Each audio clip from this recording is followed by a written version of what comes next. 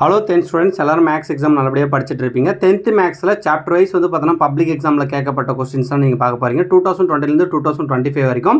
First வந்து பார்த்தீங்கன்னா chapter wise 2 mark உங்களுக்கு ஷோ ஆகும். அப்புறம் வந்து பார்த்தீங்கன்னா 5 மார்க் ஷோ ஆகும்.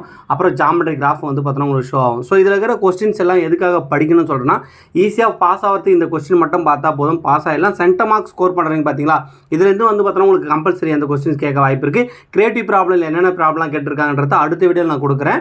ஸோ ஆனால் இருக்கிற கொஸ்டின்ஸ் எல்லாம் உங்களுக்கு தெரியுதான்னு பாருங்கள். அப்படி தெரியல இந்த கொஸ்டின்ஸை ஃபஸ்ட்டு ப்ரியாரிட்டி கொடுத்து படிச்சிங்க. ஸோ மறக்காமல் 10th ஸ்டூடெண்ட்ஸ் இந்த வீடியோக்கு ஒரு லைக் பண்ணிங்க. இந்த வீடியோ உங்கள் ஃப்ரெண்ட்ஸ் எல்லாருக்கும் ஷேர் பண்ணிவிடுங்க. அடுத்தது வந்து பார்த்தீங்கன்னா தமிழ் மீடியத்துக்கு நான் போட்டுடுறேன்.